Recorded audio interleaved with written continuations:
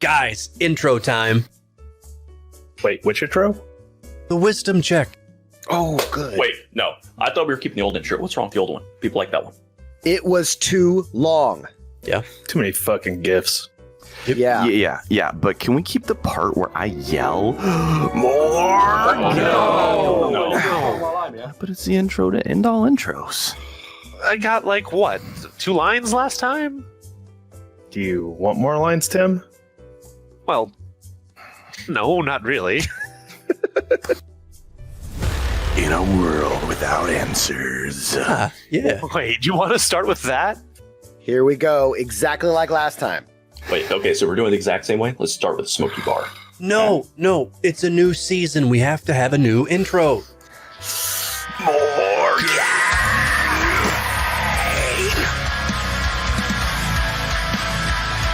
Not sure why we thought this would go any differently. Oh, well. Welcome, everyone, to the Wisdom Check, where Jeff and Dustin welcome a guest every week to talk about Dungeons and Dragons. Welcome. This is ridiculous. I'm starting the stream now. Wait, where's my die at? Well, we can't start until I botch. And it's not an intro unless I'm botching. You're on.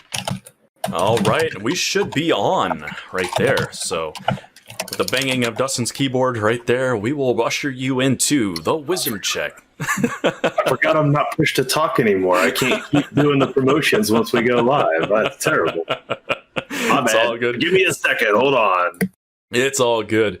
So Dustin's going to bang out a couple more of those, and I'm going to go ahead and do some introductions here, because we are here, as always. I'm Jeff. Dustin's on the other side, banging away on the keyboard, and in between us, I have forgotten to change the name, so let me fix that real quick, because I am a total noob tonight, apparently. We are joined by JoeKerr, all the way. Hello. By the way, from Chile, and we are going to be talking a bit about the culture of gaming down there, as well as obviously Mage the Ascension as a product line here, and the types of stories you could tell on those, what that's all about if you don't know anything about it, and all that. So welcome to the show. I appreciate you coming, and I'm looking forward to this one. This could be a good one. Thanks for inviting me. A long-time listener, first time here. So, where do you guys want to start? Well, I thought we would go ahead and talk a little about how you got into tabletop role-playing games. 2003, 2004. Basically, a new guy arrived to my high school. We were the clique of the nerds. Like, we were very into anime. Anime was huge here. And the guy one day told us that he runs this game called Vampire the Masquerade. I had heard of Dungeons and Dragons, but never dwelled into it because this is blasphemy, but medieval fantasy isn't really my cup of tea. But when he said a game where you are the monster, I was like, my edgelord was piqued. So he said, okay, after school, we're going to meet up. I made my first character, which was a caitiff. I went back home. I did the research on role-playing games, and the next day I was like, guys, I'm gonna run Cyberpunk tonight. And that was the first mistake of my life. Wow. And ever since then, I've been running games non-stop, whether I like it or not. That's crazy. So you seriously just dove in immediately trying to run a game. Wow. So I mean, what kind of got you to do that? Like that seems like that's a big jump to go straight into that. I used to be a part of a lot of forums and chats and here in Chile where people would go into character and all that, and I like the idea of that. But the problem is when there's no rules, everybody's overpower each other. And I also used to write fan fiction and stuff like that, and I was like, I dig this. Then when I discovered Cyberpunk, dude, I love Cyberpunk. That's my favorite genre. That even more than steampunk and all that. Cyberpunk is in my fucking blood. So that game, I fell in love right away. I got a copy of the copy of the copy. And only like 2 years ago, I was able to afford my official copy of the game. So, cheap. Man.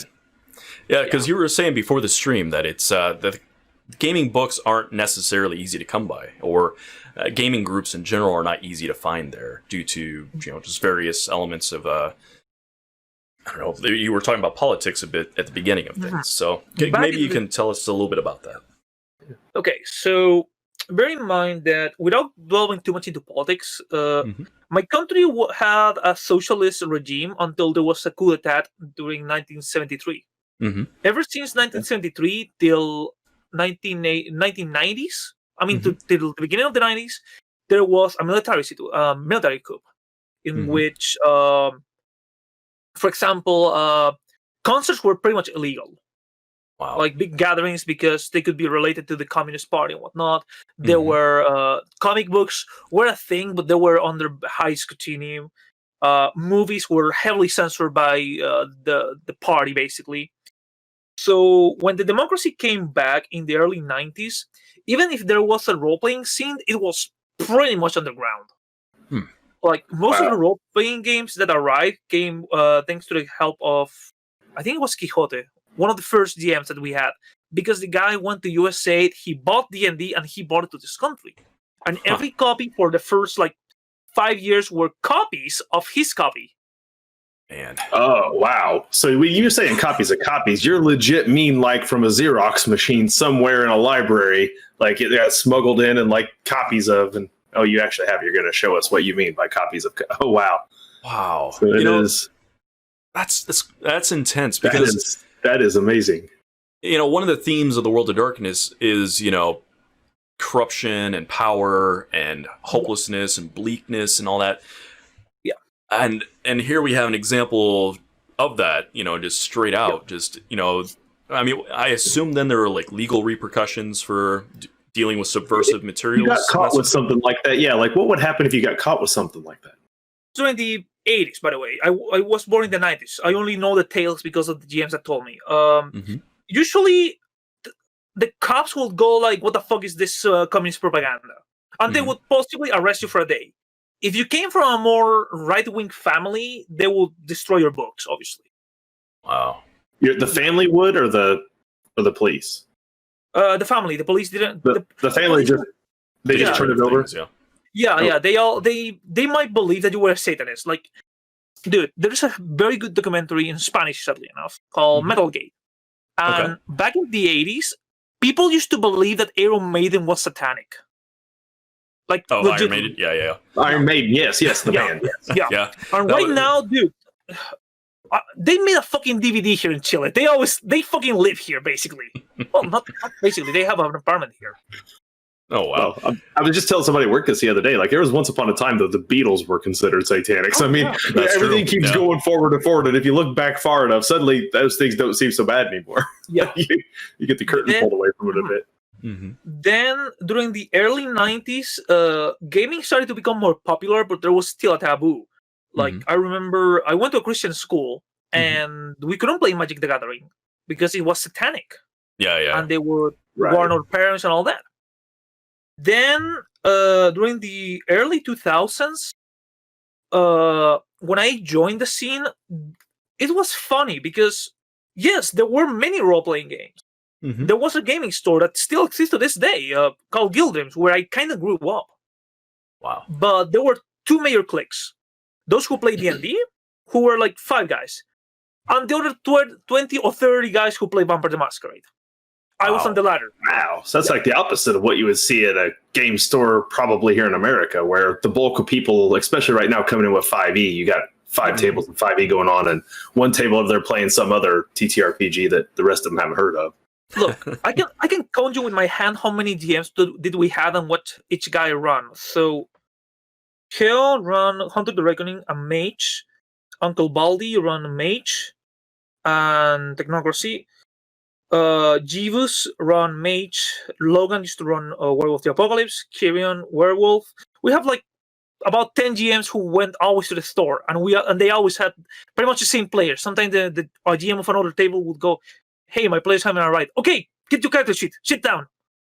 But my players, shut the fuck up. Sit down right now. Okay. Man, that's incredible. So, like, we were talking a little bit because of the numbers being so small. You were saying that pretty much the whole of the hobby is localized. Is that right? Yeah. So, like, I mean, when we're talking about the numbers, you're talking about handfuls of people, right? Like, there were about 4 or 5 gaming stores. Back when I joined into the hobby, the quote-unquote official DMs were about 10 per store.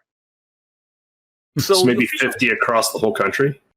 that were not underground. By underground, I don't mean that there was persecution, but more like if you knew that the GM was running a game, was like, hey, Joe is doing this thing with Mage Ascension. Ooh, great. And I was on the forums and people would talk to me.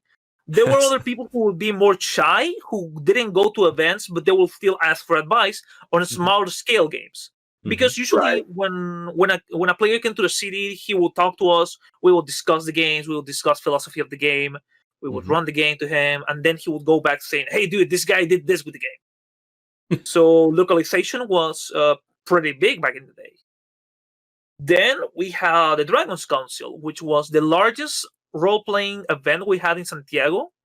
It was once every year, and it will bring every single one of the GMs from the original ones who bought the hobby into Santiago to the more familiar with, like me and my mentors, to the underground communities. Wow. To the point that, so cool. Dude, if you ever come to Chile and you go to a gaming convention and you ask, who is the great worm in here? They will point you to an old guy. The great worms are the original guys who brought the role-playing games here. Or mentors, per se. Wow. Yeah. So they have like a title. Yeah. Technically, the guy who's sponsoring me, he told me that if I continue for 5 more years, I'll become the next great worm. And it's just a title. That doesn't mean anything. It's like I've been running this game ever since forever. So yeah, interestingly enough, chat. Before we got started, the type to text thing there was actually translating it to Spanish occasionally. It was. I don't know what was happening, but his accent is just heavy enough that sometimes he thinks he's speaking Spanish and sometimes he thinks he's not. So it is interesting to see that thing working. But I thought I saw it actually translating at one point, which blew my mind. But yeah, this is freaking cool. Oh, go ahead. Let's do this. I will say something in Spanish. Go for it. Hola, gente del chat. ¿Cómo están? I said, hello, people in the chat. How are you doing? Yep, there it is. Yep. There it is. Accents and everything. It did. Check that out. It got it all right there. Yeah. That's fantastic. Okay, this thing gets cooler every time we use it. We don't know the limitations of this thing. We would never push the limits. So this is all fascinating.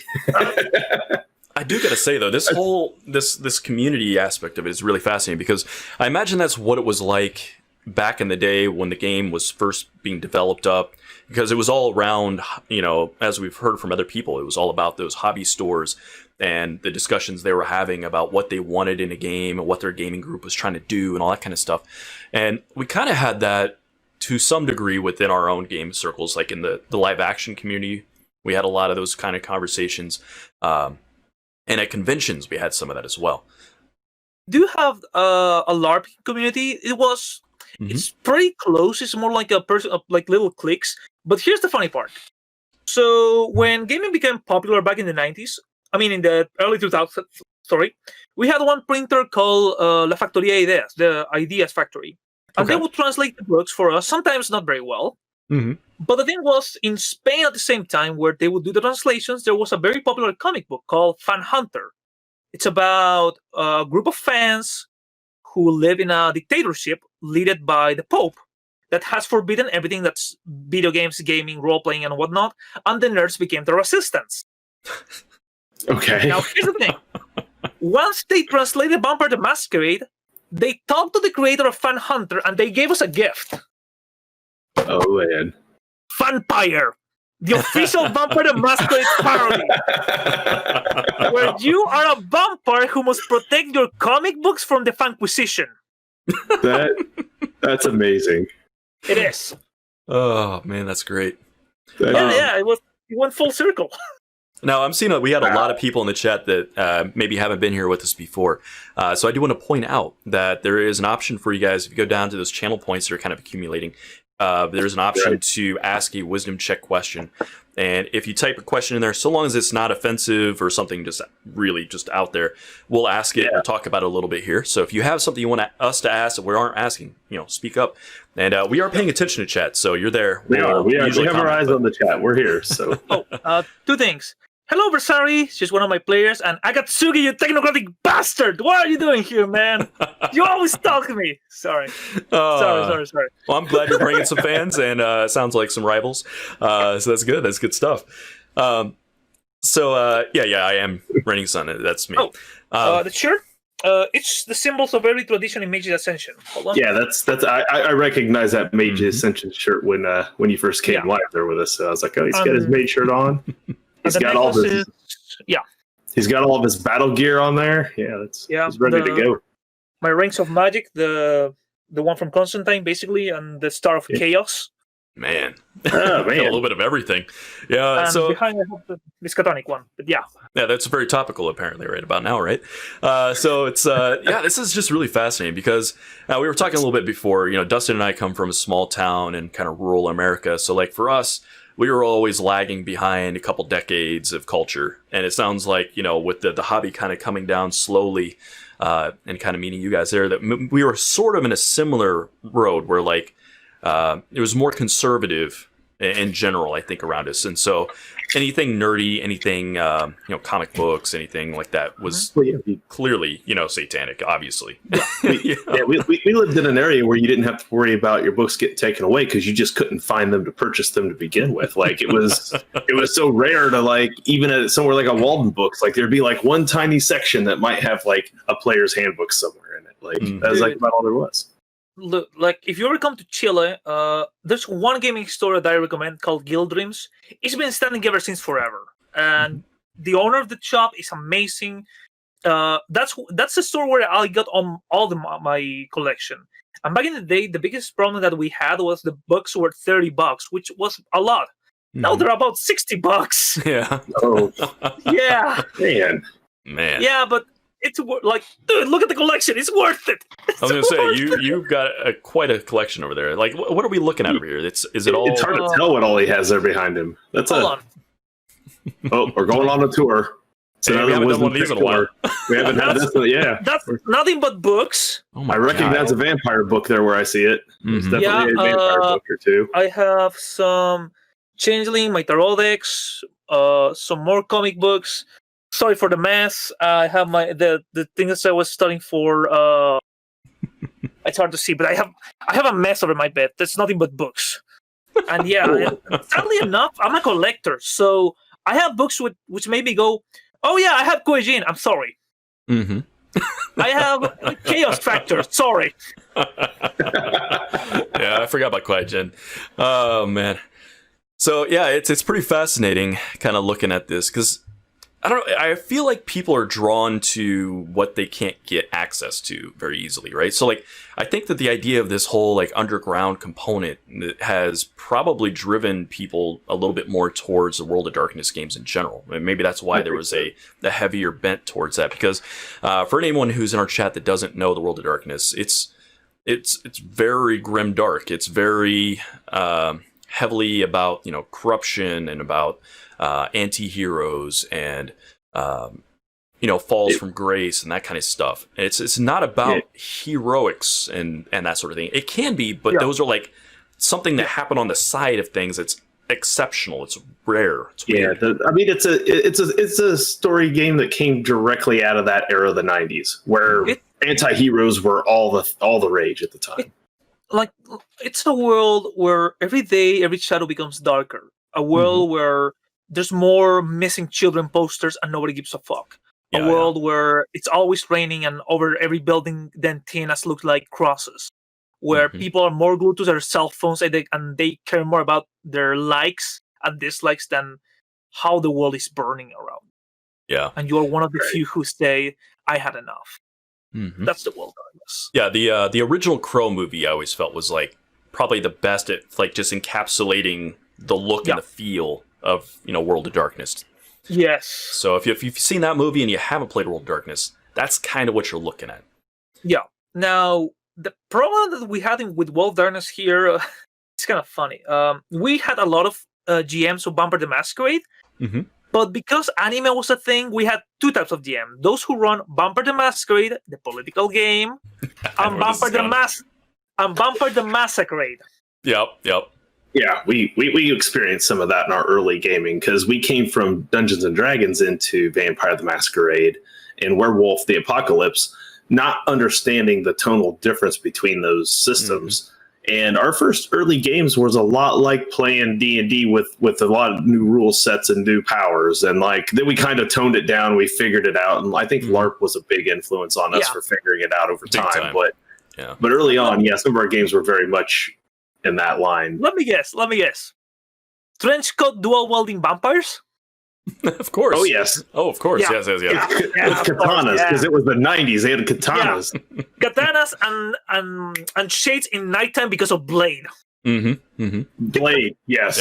Yeah. Blade was probably... He always references The Crow, but Blade for me was the World of Darkness until the Underworld movies came out. And I was like, okay, Underworld's kind of starting to hit on where it was going, and then they went off the rails, and then Twilight came out, and I was like, this is not it. This is not how this works. Do you know that the Underworld movie the original one was sued by White Wolf? Yeah.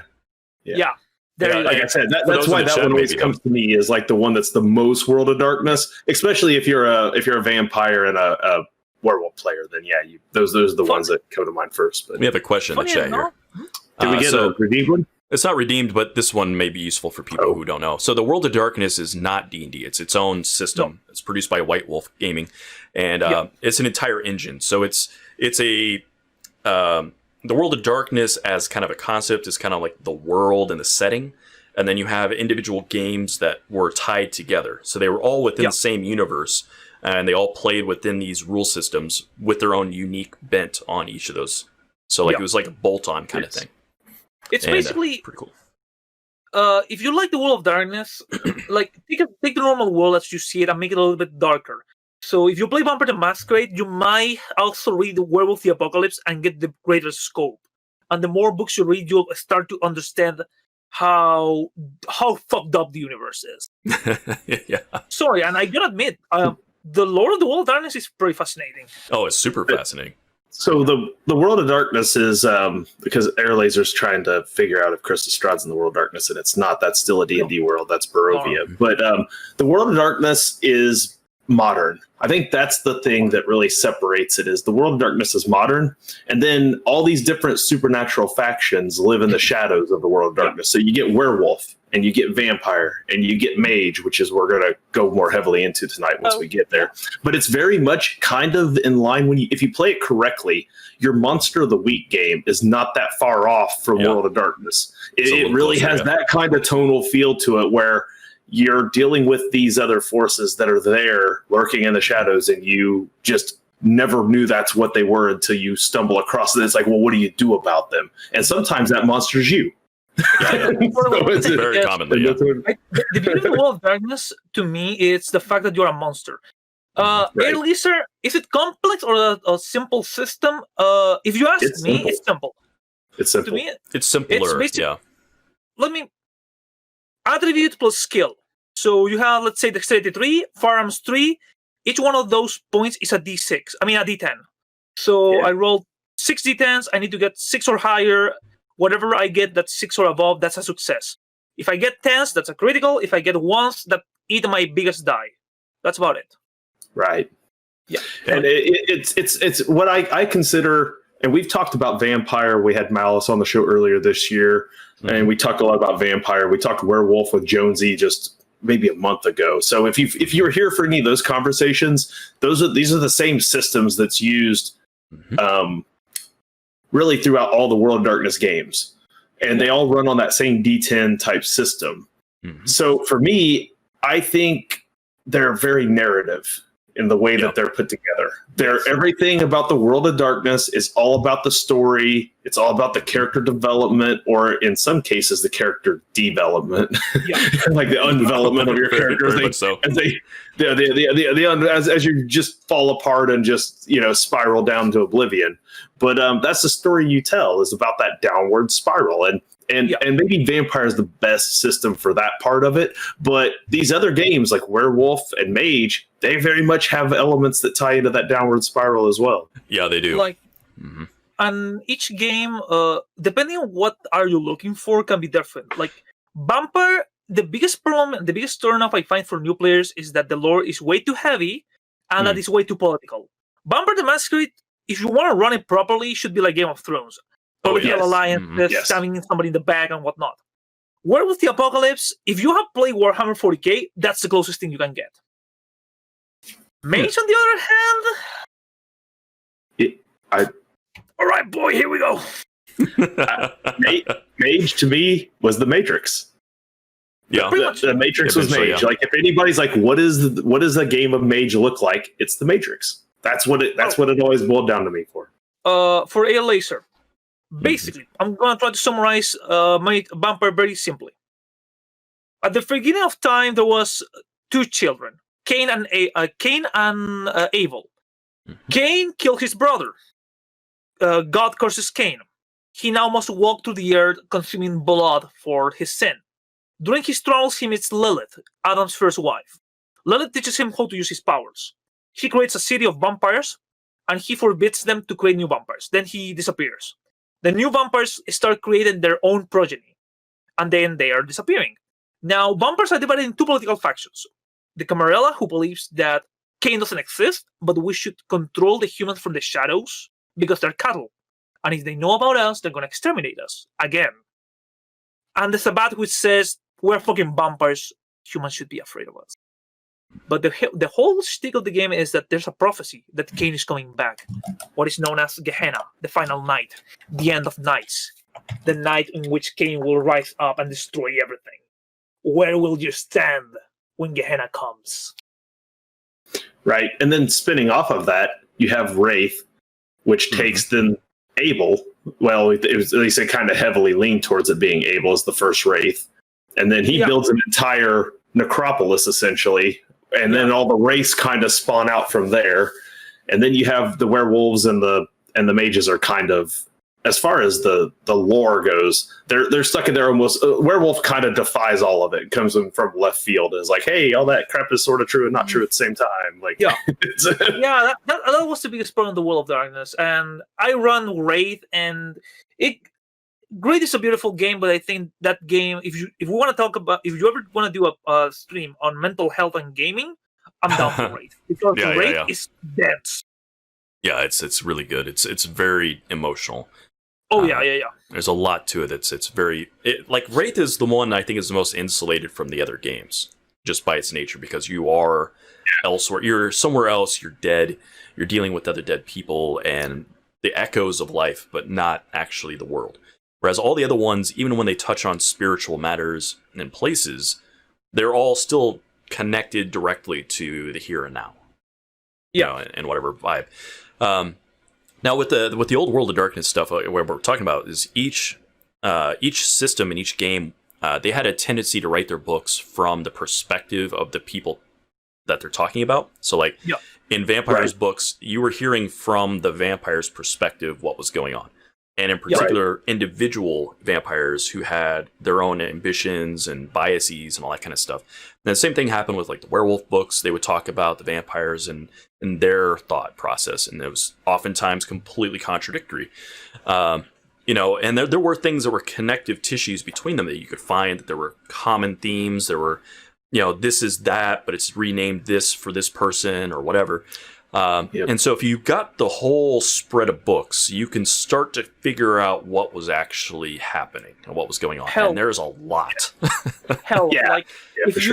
If you want to be a scholar, I got every single book of prophecy, like the Book of Nod, which is the Bible of Cain. I love those books. I can show them to you. I have them right here. I got the Book of Nod here somewhere. I don't know if I can still find it, but I got it here somewhere. Sorry, I doubled you. 1 second.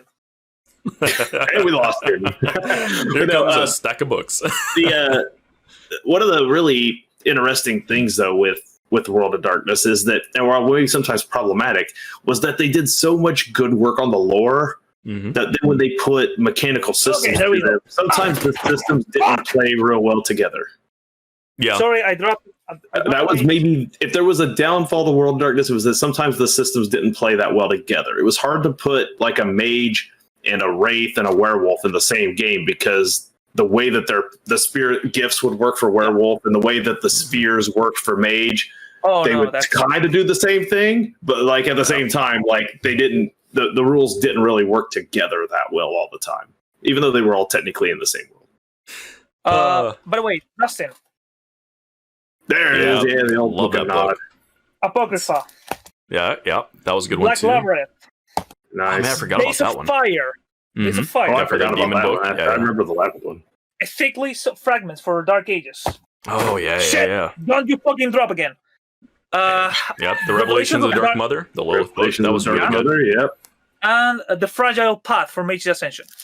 Man, I don't know. I think I ever saw that one. I don't think I saw that one either, but I had a lot of the other ones. Those were like my high school all the time. It was just, I read the shit out of those. Those were great. Oh, yeah. They're fucking brilliant if you want to make plots based on the end of the world. Mhm. And with these games, what's interesting is each one, earlier as we're talking about those specific books he was putting out, those were like no mechanics, just all like... They were fluff books. I mean, They're at the end of the all day, lore. they were, yeah, lore and Like- fluff. Earlier, so if, for example, if you wanted to involve the idea of the end of the world in your game, you could Mhm. you could, as a GM, read the Book of Nod and make the characters find a piece of the Book of Nod that speaks about when the blood of Cain will start rising, or signs about the end of the world and all that shit, which you could use it for your game. Mhm. Not null, Nod. it's nod. Like- NOD.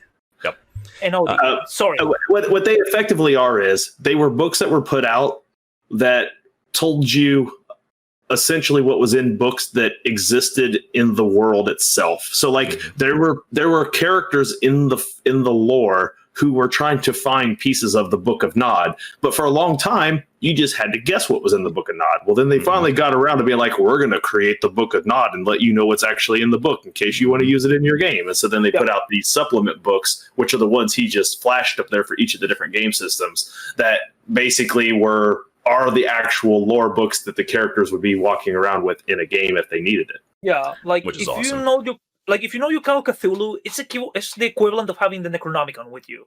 Mhm. Right. Yes. Yeah. Exactly. So let's do a deep dive into Mage. Yeah, for this- that's what we're here for. Yeah. That is what we're looking to talk about tonight. So you want to kick us off? Let's talk first off. Well, I think you already discussed it a little bit. Where does Mage fall for you? Why does Mage ring so close to your heart for as systems go? Before we start that, I want to give a quote that I think you guys are gonna love, and it kind of explains what Mage is. We are dreamers, shapers, singers, and makers. We study the mysteries of laser and circuit, crystal and scanner, holographic demons, and invocations of equations. These are the tools we employ, and we know many things. The true secrets, the important things. 14 words to make somebody fall in love forever. 7 words to let them go without pain. How to say goodbye to a friend who is dying. How to be poor, how to be rich. How to rediscover dreams when the world has stolen them. And this is why we're going to preserve that knowledge. Elric from Babylon 5. Yep, that was a good episode. Yeah, the Technomancer. Or Technomage? I can't remember what they called him in that. But yeah. Yeah, man, I love that show. That was such a good show. Yeah, so with each of the World of Darkness games. Week's appearance here on the Wisdom Check is Babylon 5. I'm telling you We just guys, talked about it last week as well. If you don't know it, you need to. Yeah, World of Darkness games, they all have a theme that they kind of hit on, a philosophy that's the focus. So like with Vampire, it's degradation and, clinging on as you kind of fall into it. Werewolf is about a dying people struggling to hold on and dealing with the rage of going to extinction, and trying to, get something out of life before you go. Changeling is about trying to maintain your specialness, your childlike nature, that kind of thing. But Mage was a different one. And for Mage is about belief. I would say, and will. It's more about belief. Mage is a game about what is reality and how can we define it. Mm-hmm. So I'm going to try to explain Mage for all of you. Where do mages come from doesn't matter. What matters is that reality is not solid. Reality is what we make of it. So, for example, guys, if you see me walking down the street, no shirt, and suddenly I point my hand and a gun shows up, is that possible? No. Technically, no. If I go walking down the street and you see me with a coat and I reach inside my coat and I pull a gun, is that possible? It's plausible. Very plausible. That's magic. That's Mage. That's how Mages alter the reality and the perceptions of how we see the world. Mage is a game about learning that the world is not the set of rules that we're given to, but the set of tools to make a better thing, to recreate a world without horrors or without monstrosities, a world of chances and possibilities when everybody else tells you no. I think because of the politics that we live through, I think that's one of the reasons why Mage rings so much to me. That makes sense. Because one of the concepts that we're getting at here is that there is the weight of the population's belief. So, like, the way that things do or don't happen in Mage is based on the collective belief of the consensual belief. Consensual belief. Yeah, I'm trying to like not use their terminology exactly just to get the concept out, but yeah, consensus is like the big concept of if I am in a group of people who believe heavily in miracles of like the biblical nature, that kind of style of thing. Yeah. That sort of magic is more plausible around them. Yeah. You know, whereas you know, if I'm doing something that is, I'm trying to think of an example here off the top of my head, but some other kind of paradigm of thought, you're going to get resistance because those people are there. Let me put it like this. If you play D&D, I cast Fireball. Okay, you cast it. Right on. Mage. I want to cast Fireball. Why? Because I'm being attacked. Okay, but what does the Fireball means? What do you mean that? How do you activate it? I just cast my hand. So are you putting your own fate and your own will over reality? Sure. What form does the fire has? What? Is it a fireball? Is it a snake? I want it to be a snake. Why? Because it represents a god I like. Okay, so you're telling me that your magic comes from divinity. I guess so? What is your belief in? I believe that my mage says the true names of things, and that's how they do it. Welcome to the game. Yeah. And so it's about, can you convince yourself through a system?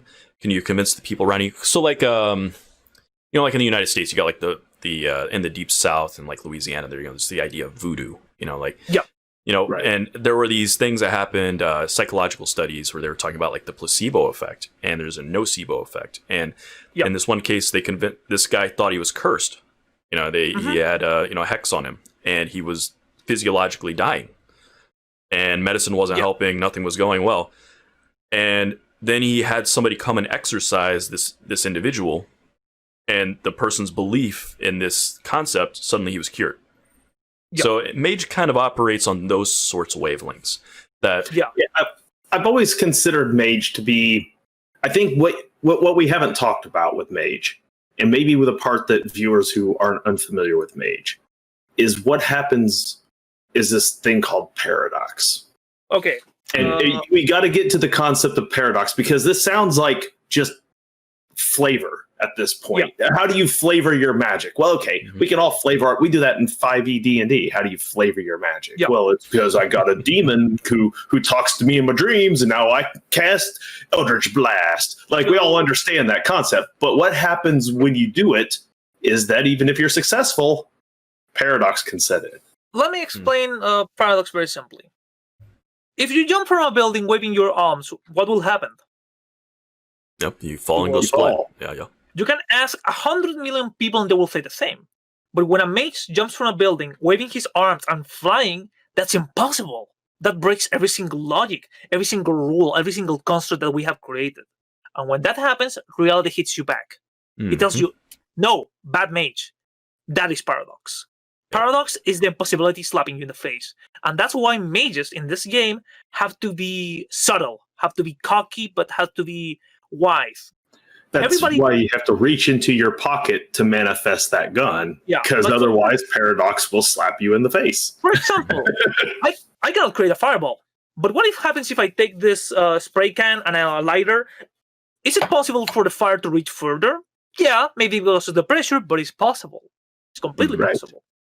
It could be explained by mundane people who are not mages. Yeah, like the best way I can say Mage is if you watch Mythbusters and they say it's impossible, that will cause paradox.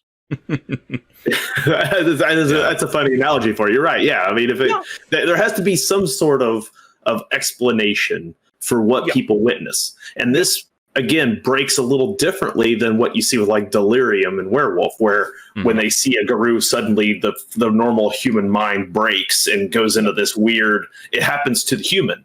It doesn't happen to the werewolf. In Mage, it's the opposite. When you do something that humans see that they can't understand, it doesn't happen to the human. It happens to the mage. But also, the human starts questioning, starts wondering, what was that? And they have two possibilities: take the red pill or the blue pill. Yeah, as we were talking about before, the Matrix is a pretty good, in my opinion, representation of Mage. It's a particular slice of Mage, but it's an interesting one. But it's pretty good. No. Because, go ahead. Go ahead. No, I was thinking, if you guys want, I can explain each tradition so the viewers at home can get a better idea of what's Mage all about. Sure, yeah. Okay. So, the first thing we gotta know is that traditions are not clans. They are brotherhoods who share the same philosophy of what is reality. All of these brotherhoods have an idea that comes from real life, to a sense, okay? So, for Mage Ascension, what makes it so challenging as a GM is that you need to know physics, philosophy, religion. You need to know a little bit of everything. So, let's make it more easy. Let's start with the Order of Hermes. Okay. The Order of Hermes believes that reality is controlled by words. Their whole purpose is discovering the God's true name. So if you think Aleister Crowley or Harry Potter, or if you play Vampire the Masquerade and you think the Tremere House, that's them. Cult of Ecstasy. Reality is sex, drugs, and rock and roll, man. So we need to break on through to the other side and open the doors of perception, man, like Jim Morrison said. That's their vision. Verbena, magic comes in the blood. So they're pretty much the clerics of Mage Ascension. They are the old European witches. By the pricking of my thumb, something wicked this way comes. Right. Dream speakers are shamans because there's spirits everywhere. Technology has spirits. The gods are everywhere. We just connect with them and we ask them for help. Celestial chorus. God, Allah, Buddha. They're different aspects of the same God. And through magic, we want to become one with him and his singing. Sons of Ether. Science! They said I was crazy! But no! They will learn that gravity is just a mere concept. The real thing is ether and science. Virtual adepts. Reality is information. What happens when you hack information? Reality is a simulation for them. Which one I'm missing? The Kitchen Brotherhood, usually. I think. Thank you. Mind over matter. Mind is everything. Matter is nothing. Let's dwell into the void. Let's came into the emptiness. Let's join the emptiness to the power of the mind. They're martial artists, but martial arts is just a way they approach the true art. But their true art is mind. Is the world of ideas. Euthanatoid. The karma police. If you were a scumbag in your previous life, they're gonna kill you for it. They're the serial killers who hunt serial killers, and the weapons is chance and probabilities. Hollow ones, my favorite ones. Magic is chaos. Let's embrace it. Let's have a black celebration, listen to the Pecha mode, dancing with the ghosts, for there's no rules, there's only power. And then the technocracy. Oh, the technocracy. In the beginning, humanity believed in everything. They were scared of everything. But then they started to think, started to rationale. The technocracy said, every tradition came to humanity and they offered them a vision. Reality is sex, drugs, and rock and roll. No. Reality is praying to God. Oh, like 100 years ago? No thanks. Reality is meditation and nothing else? No. Reality is predictable. We offer you a world of mathematics, of science. We offer you a safe world. We offer you a world where you don't have to fear those monsters biting you. and killing your loved ones and eating your children. We offer you a world where there's an economical system that will hold everything together. We offer you a world where science will make the world more beautiful and grandeur. A world where you don't have to fear the disease because we have a cure. All we ask is for you to be ignorant. And if you see around you, that's what happened when technocracy won. They are the men in black. They are the agents of the Matrix. They're trying to keep the world of darkness as clean and as balanced as possible. And how can you be clean and balanced when you have the power of God in your hand? Mm-hmm. Right. Now, for me, what I always thought was interesting about the technocracy wasn't that, because what you have to understand about it is they use magic just like the other traditions. But here's the thing. Go ahead. But it's a little different. One of the things that the technocracy kind of does when you read about it a little bit is that they schedule out how they're going to explain to humanity the next level of magic. It's not that they're not revealing the layers of the onion. It's just that it's all calculated and very precisely detailed and spoon-fed over centuries to where it's like they will understand correspondence because we're going to give them smartphones in 10 years from now. Mm-hmm. Like they have them way before you do. They just got to figure out when they're going to let you in on the secret that these things are possible. Besides, one of the quotes of that book that I find very fascinating is when technology is advanced enough, people will see it as magic. Yeah. That's Right. from... It's Well, Asimov, Marvel I says think. that. Yeah, thank Well, you. you hear talk about that with Thor in the Marvel universe, right? There's the difference is nearly indistinguishable between magic and science. Yeah. And now, here's the thing I love about Mage Ascension, that if you start playing, you will see, oh my god, the technocracies are the bad guys. They will capture you, and they will program your brain to forget about who you truly are. But the more you play, you go like, oh my god, they're the good guys. They're the monsters. Yeah, we're the terrorists. That has always been the hanging point for me with Mage. In the hierarchy of World of Darkness games just by themselves, Mage falls into like about a fourth place for me down there. It reigns about fourth behind Werewolf, Vampire, Hunter. I typically enjoy them a little more than Mage because for me, the hardest part for Mage is I don't ever feel like the world is that dark for them. They have unlimited power, unlimited potential, and the only thing that stops them is their ability to just explain it away. And that's the hardest part for me, is getting that World of Darkness feel back into a game where they have almost unlimited options. That's the problem that's one of the things that Mage, the previous edition, before revised, I feel like they did very well, because there's one book, I can't remember its name. Akatsuki, maybe you can help me. I think what's the book of the Book of the Planets, when they tapped Concordia. So one of the problems that Mage had was from the lore point of view. Vampire is very political. Mage tries not to be. Mm-hmm. Canon-wise, there's something called the Council of Nine. Mm-hmm. They used to run over their own pocket dimension. The Council of Nine created not the magic, but they created the rules. So, for example, if you're a mage and you say, dude, I want to create a cure for cancer, no, humans don't deserve that. What gives you the right? Right. I have all this right. The thing was, the Council of Nine were the old bastards with a lot of power, a lot of political influence, who didn't want it to die. When 1999 happened, the death of Ramnos, at the same time there was a war there, and every single member of the council died, and every single mage, D&D wise, level 5 higher, died. So now mages don't know what to do. The factions are fighting among themselves, and the technocracy has gone more apeshit. At the same time, we have the Nefandi, mages who hate reality, and they worship destruction. They want to destroy the earth. And then you have Marauders, which I feel sad about them. Marauders are mages who were driven insane. Not like, oh, I'm insane. No. Imagine somebody who went to a car crash. His family died. And he's so in denial that his family died that he brought them back as zombies. And every time you try to break his idea that your family is dead, he will destroy you. Paradox fits his insanity. Imagine a schizophrenic person without medicine, with all the power to alter reality. Right. And then there's the other things coming from the outside. Mm-hmm. So to me, right now, that you just nailed it. See, this is where Mage fell a little short for me when I used to play it. Okay. When you play vampire, you have humanity.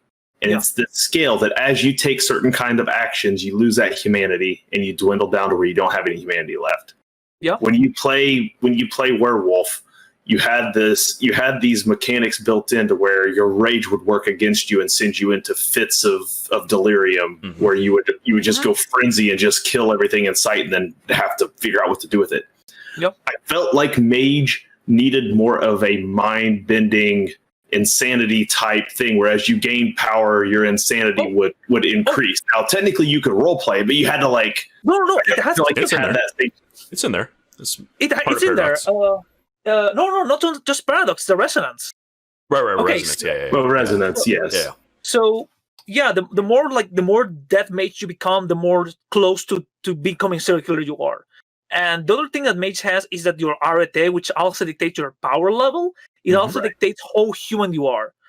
If I badly remember, if you reach arete 5, your essence is so powerful that you cannot enter the human world anymore. You are a castaway. Now you're a divinity. And now the game changes. Now it's all about being anthropomorphic personifications in a war over who will become God. And the other plot point is that once you become that level of God, there's no system for it, but you will become... Will your hubris control you? Right. There's the tragedy of one of the characters, which I kind of love and hate, which is Burmes, the leader of the Thanatos.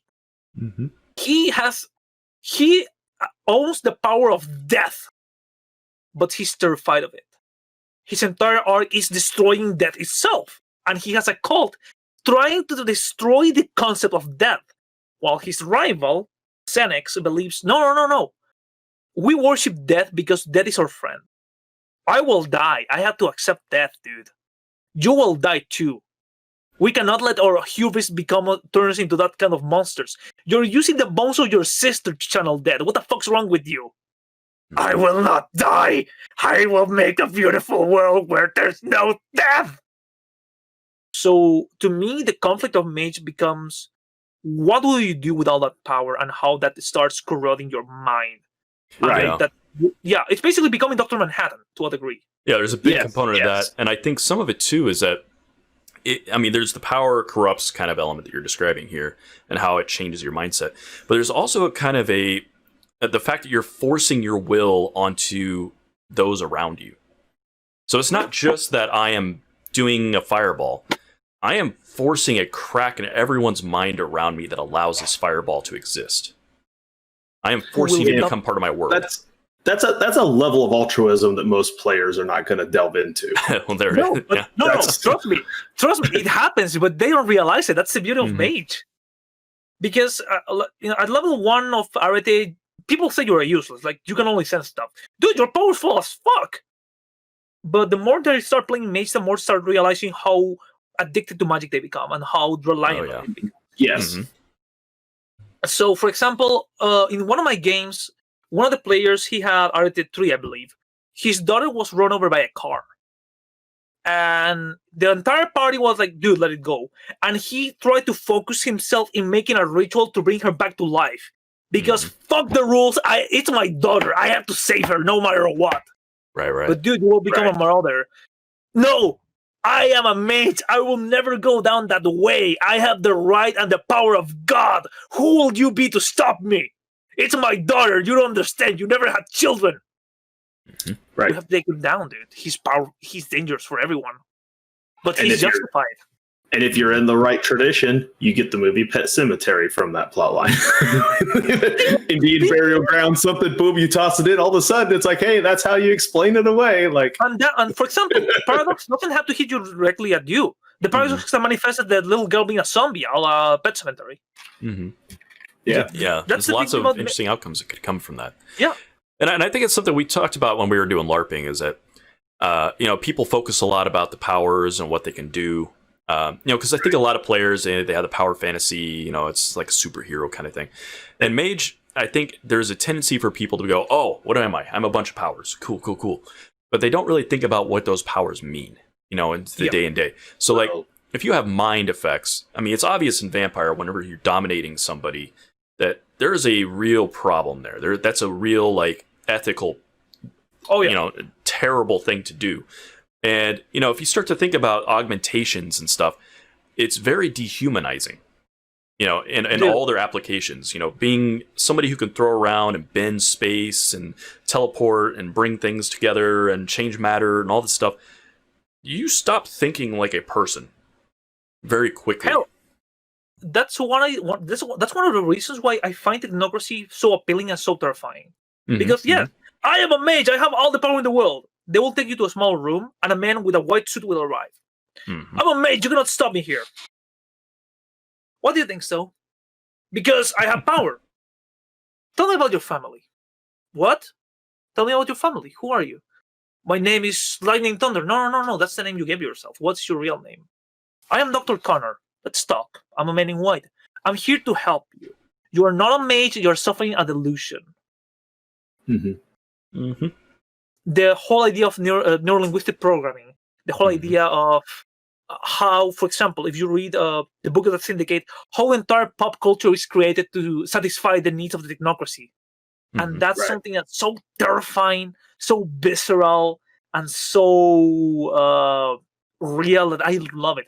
And Atsuki, we don't talk about Tretnol. We don't talk about that. That's too much for them yet. Like Lucy, yes. The movie Lucy? Is that what you're referencing? Yeah. The Scarlett Johansson. It's basically what happens when a mage reaches RT5. Yeah. Interesting. Yeah. Right. Yeah, there's a lot of things that are dark in it, but I think it takes the right group to recognize those things.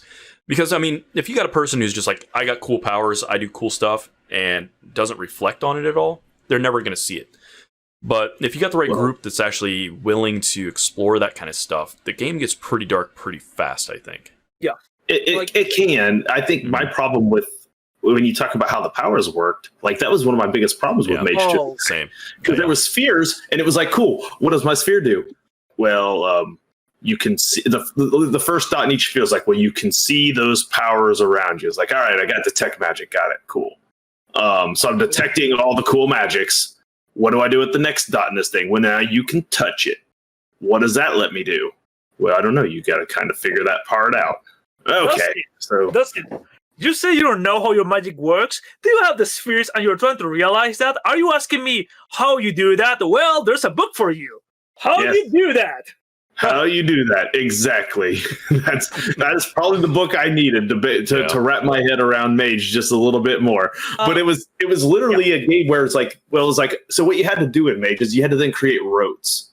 And rotes explained based on the number of spheres you had in each of the 9 different spheres of magic. You had to have certain combinations to make a certain rote, and that rote explained how you did magic. And then so it was like you got to write your own powers. And this is where Jeff would say, Dustin, this sounds like the perfect system for you. You love where you just get to do kind of what you want to do and then roll some dice and make it happen. I hated this. Yep. I hated it with a passion. I hated the part where I was like, I don't understand the difference between 2 and 3 mind. When I played Nikishik Brother, and I was like, I don't really understand what that just suddenly let me do for my XP points. Like, it was too loose for me. I need a little more rigidness to it. Look, dude, I can simplify for you. Give me an effect and I can tell you what spheres you need. Whatever movie effect, whatever D&D effect, go ahead. Shoot me a concept and I can teach you. It's not that hard. Yeah, no, I get the idea. It just, for me, it was too loose. Yeah, which is crazy because I'm usually the guy who likes looser system. But for me, it was fascinating. The spheres, for those of you at home, in the end, we always use this term called linear magic. Linear magic means I see the spell, I cast the spell. The spell does this. So, for example, the magic of D&D is pretty linear, which it's very linear. Yeah, the magic of vampire is pretty fucking linear. Very, Mage, the magic is more of the concept that you hold. For example. If I have mind 3, that means I can start influencing human mind to a more direct idea. Can I start creating memories? Sure. How will you do that? What do you mean?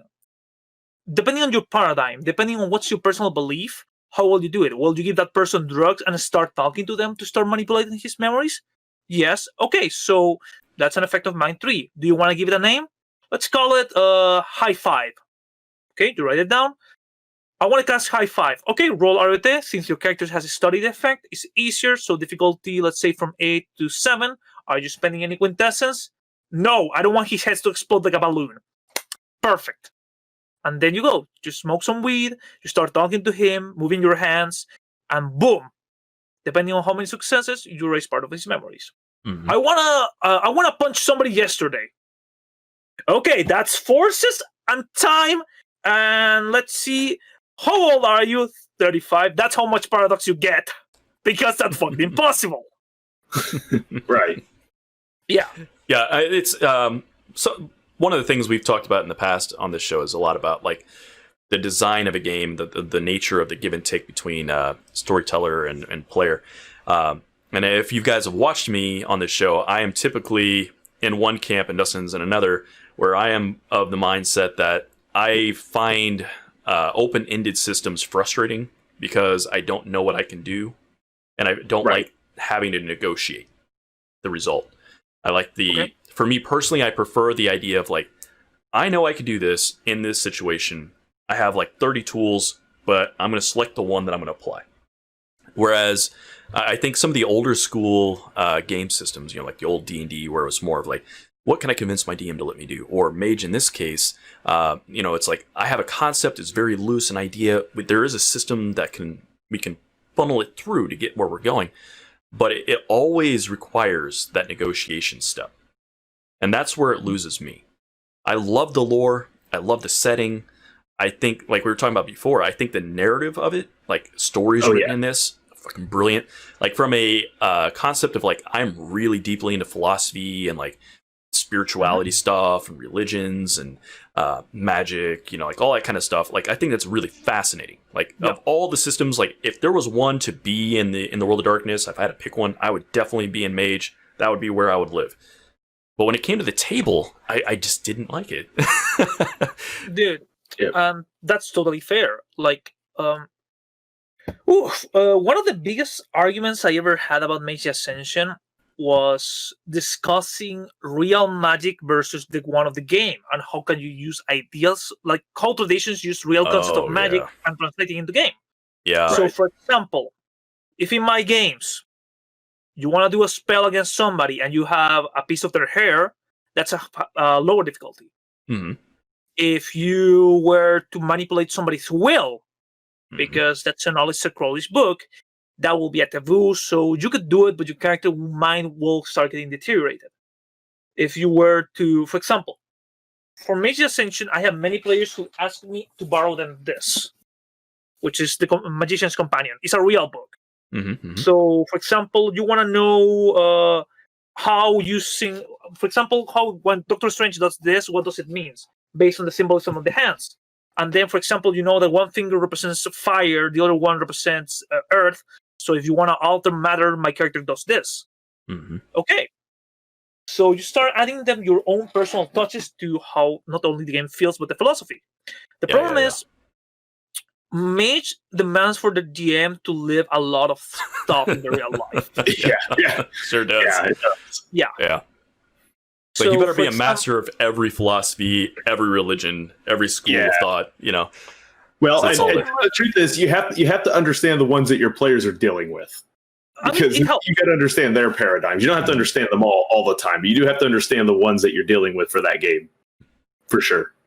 Yeah, and then personally, I don't mind the idea of using spheres and all that. Like, to be honest, the first time I played Mage, I also had that problem wrapping my head around spheres, because it's a so open-ended concept that you as a player go like, holy shit, what can I do? Hell, Bersari, she's still in the chat. She's been playing Mage with me for 8 months, and she still tries to figure out how spheres work. Now, if you ask me, do I recommend Mage? To a few players. I feel like if you want something simple, something that you don't have to think much, something more, let's have fun, D&D is for you. Mage is more about sitting down and say, I want to make a character that has is more evolved in the story than I could think. I want to have a character that allows me to study philosophy, that allows me to discuss religion, that allows me to discuss concepts that I don't really usually touch upon. Okay? Yeah. So yeah, Mage is a game like that. Now, can it go apeshit? It's called Mage, dude. I knew a player whose entire spell was about his entire paradigm was my magic works if I'm using the right cosplay.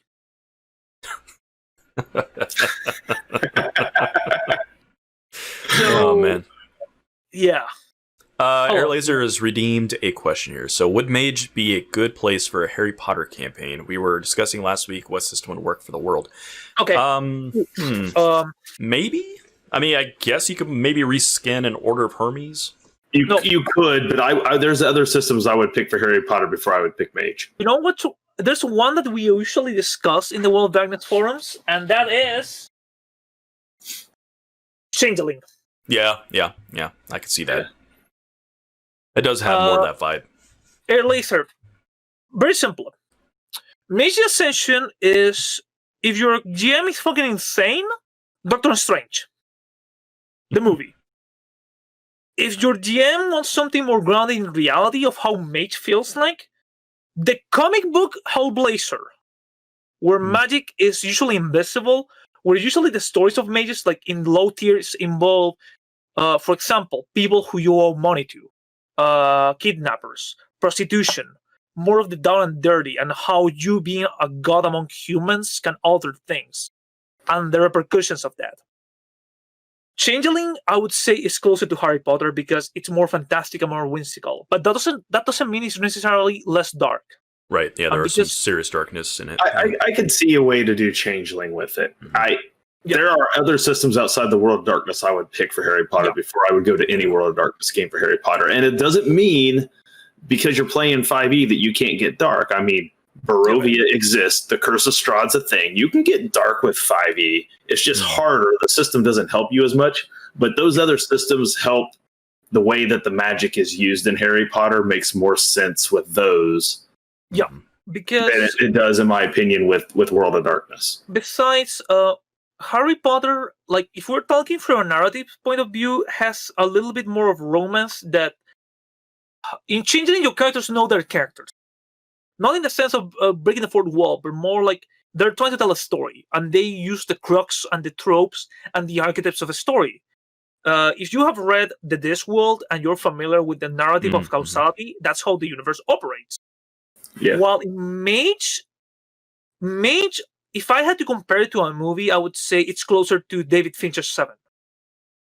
That's interesting. Yeah, let's wrap our way around here. Let's. Yeah. I'm not sure I would have gone there, so I'm interested to hear how you're going with it from there.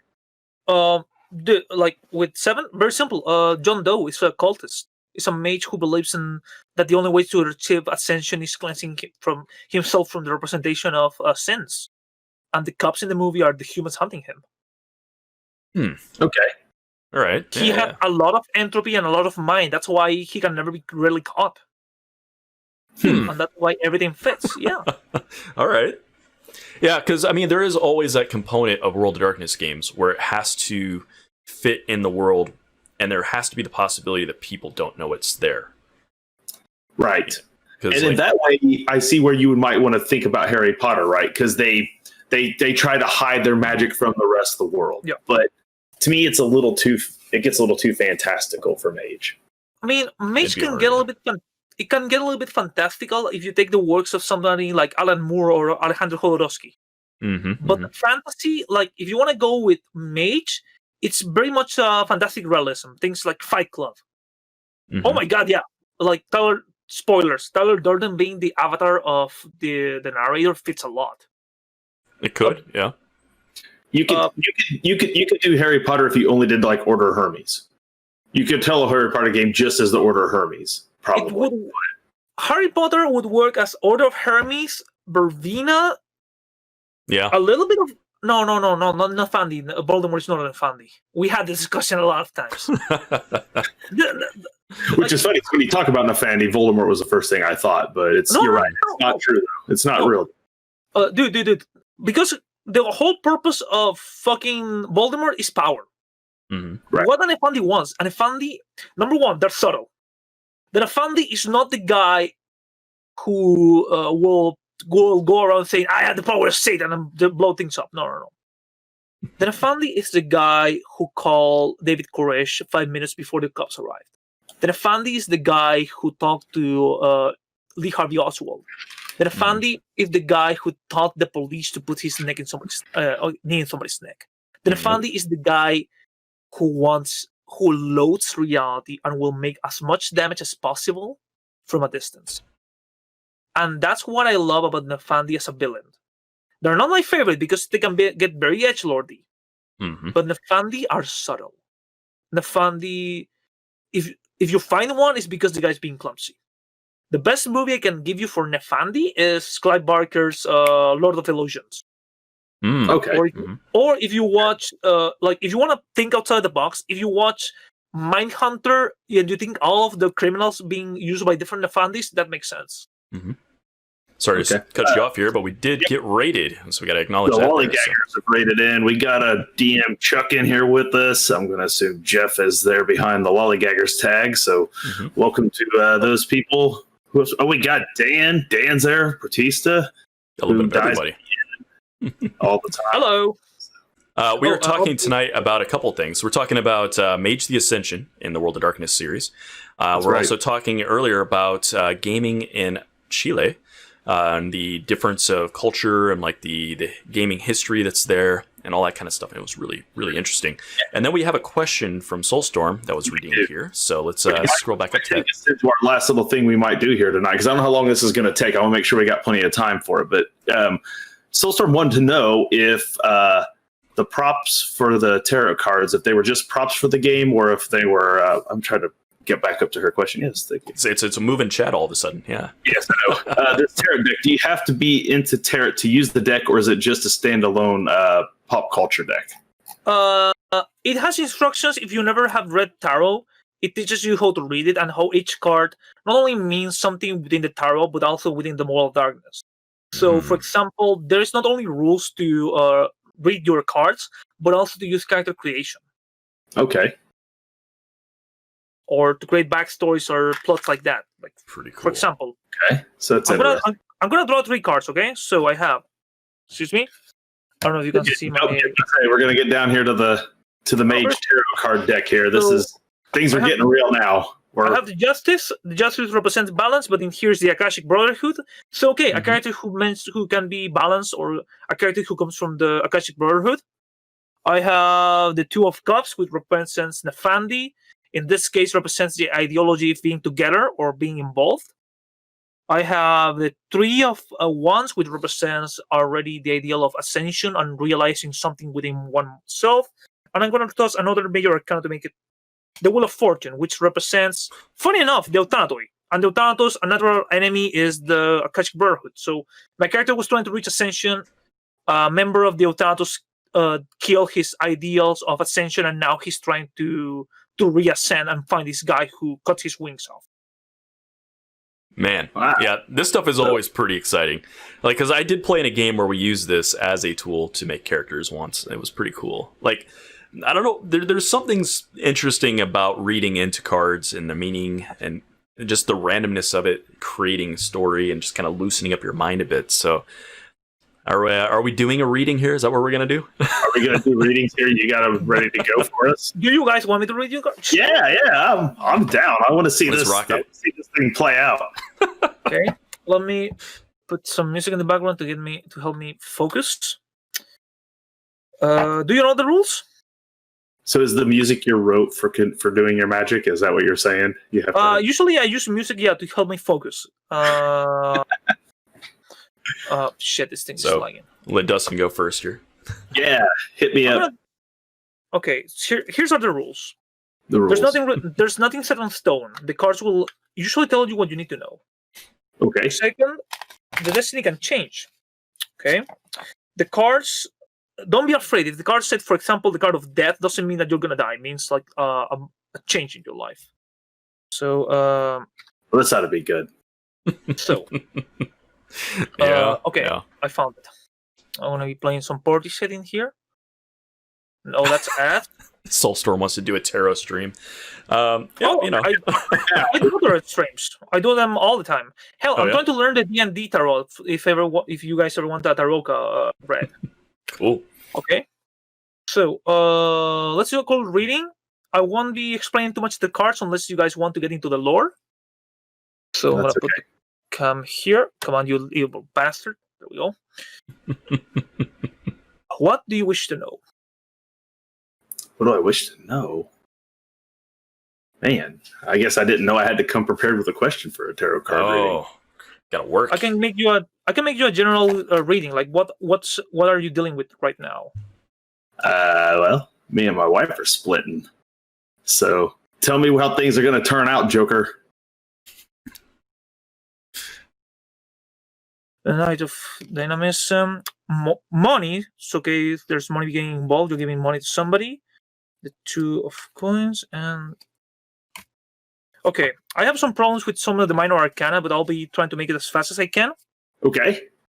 The Knight of Dynamism already represents the idea of movement and motion, of changing. Okay. So dynamism is technocracy. That means marauder. Pentacles, Knight of Pattern. Okay, 1 second. Knight of Patterns. Patience. There's problems with the physicality. Problems holding together things. The situation, the solidarity is still there, but there's something disconnecting it. The 6 of Coins, as you can see, is the man giving his wealth. So it means letting go of something that you hold dear to you. Okay. The 2 of Coins upside down. Again, technocracy cards.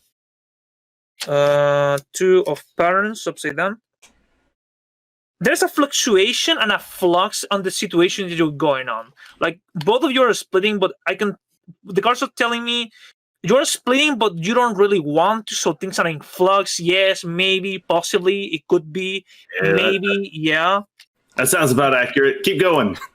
The 7 of You're doing Wands. good. Just keep it up. It's pretty uncanny sometimes. Upside down represents the Akashic Brotherhood. 7 of Anxiety, indecision, embarrassment. There's a cowardice to the situation where neither of you wants to take the first shot because they don't want to look like a coward. On the Knight of Questing, the Man in Black, the hidden agent. The Knight of Questing, which means transformation. Airlaser, yeah, this is a deck that came with a book that kind of helps give some ideas of what these cards actually mean. Because with tarot, the orientation of the card, whether it's upside down or not, helps also then determine what it's actually saying. So. Yeah. The last card says one of you have to speak the things out loud. One of you has to expand on the situation. One of you will have to settle down and say, "This is the situation. This is how we must deal with it." Let me roll you one more card to see. We are money. The Chariot. The Chariot normally, that's 7, the Chariot. Yeah, it's time to move on. This is going to be an opportunity for you to do a new type of conquest, for you to move on and to change things. Right now, it's going to be hard because again, it's a giant blimp. It's something that nobody believes in. But being part of it is going to be a challenge, and it's going to be a new way of adventuring. That's what the cards have to say to you. Got it. That's awesome. Well, thank you, JoeKerr. Yeah, freaking nailed it. Jeff, that was pretty cool. Do you want one? Yeah, sure. Why not? No fear, Jeff. No fear. Yeah. Hold on, Soulstorm's got a question here for us. What spread did you do? Past, present, future, basic, or something else? I do a mixture. I just roll with it. So I just feel like whenever I draw the cards, I feel the need to roll as many cards as I feel to need. Like sometimes 3, sometimes 4. So the cards usually, for how I do it, I don't really use any guide. I just go through instinct. Mm-hmm. All right. So what I need to know is whether or not I should pursue a master's degree, or if I should just keep trying to get that first computer science job. Ooh, yes. Justice, which is so far doing what you think is right, because whatever you consider right is going to be the right thing to do. 7 of Cups upside down. I think I remember this one, but I need to double check. coins upside down, the galaxy floating above the... Holy shit! What's that one? You got excited on that card. The fool. It's a fool upside down. That sounds ominous. You're an upside down fool, Jeff. And okay, so we have here the 8 of cups. 1 second, sorry, I usually have problems with the minor arcana. 8 of cups. I'm here to make things difficult for you. I mean, accept things as they come, because whatever way you decide to go with things, that's the right way. Mm-hmm. Coins talks about 6 of coins. Be careful, because whatever you decide, there's going to be a debt to be paid. That's true. Oh, yeah. Master degrees don't come cheap, Jeff. The full upside down, in this case, the changeling, means you cannot depend on your luck every single time. Sometimes you need to be able to settle down and to admit that you cannot be a wayfarer through life. So stop being thoughtless, stop wondering where to go and take action over what you decide to do. Because the cards right now tell me that you don't know which way to go, and you've been pondering on that for a long time. And the 4 of cups, also on a fundy card. 4 of cups. Hold on. Cups. 4. Yeah, it's a time for contemplation, to wonder, to see the novelty of it. 1 more card. Oh, okay. 3, technocracy, money, and the fundy. Okay, I see 2 cards involving money. So hopefully it's going in the positive direction. Yeah, that's an interesting combination of things so far, though. It's time to no longer wander, and then it's like get into wandering mode again.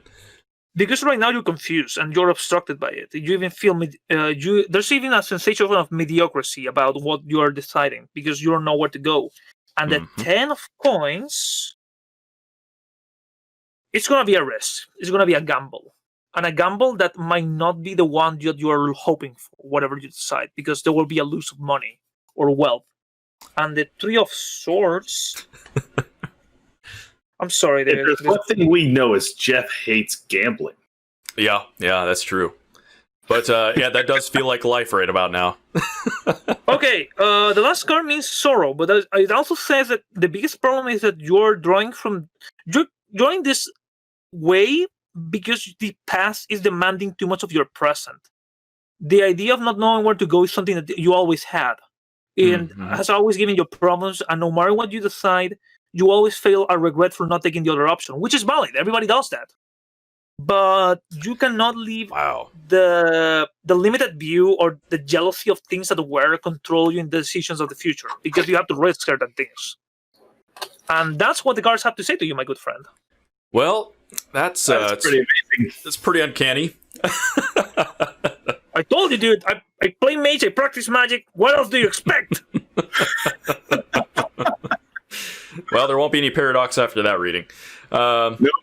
Yeah, grass or anything silly like that. Nope, you did fine. So. Yeah, that's a fascinating setup. This is the weird thing about this stuff, because like I'm fascinated by this stuff. Like I read a lot of esoteric randomness and philosophy and stuff, but I am a very skeptical person. But every time I've sat down and looked at something of this nature, I mean, there is a cold reading technique there that I can work around in my mind and say, here's an explanation for it. But it is pretty spot on things that I haven't revealed in a lot of cases. And it's not just like in this case. It's like every time I've sat down and done one of these things, even with complete strangers. So there's something at play here. It's interesting. We got a redeemed wisdom check question from Airlays. It says, that Joe, do you practice actual magic? I'm curious about your craft. I like earth magics, and I'm fascinated by it and metaphysics. Give some hints. Alchemy, but if you know your alchemy, that's hermetic magic. I know hermetism. I have problems with it. Chaos all the way, because I connect easier to it. I know shamanism. I work as a healer. I do cleansings. I do remove curses for a living and all that shit. But I'm not the kind of guy who will tell you, oh, you just need to drink oils. No. You go to a therapist and you work with me at the same time. I don't like telling you without anything of that. Yeah, that's good. I do practice from time to time. Sometimes it's more difficult because the universe is a bitch sometimes. Mm-hmm. There is prices to pay, which, if you ask me, would I recommend you to practice magic? No. That's why I don't do everybody. Don't do it. Because you risk too much. You put too much of yourself, and there's too many rules that nobody tells you. There's too many risks.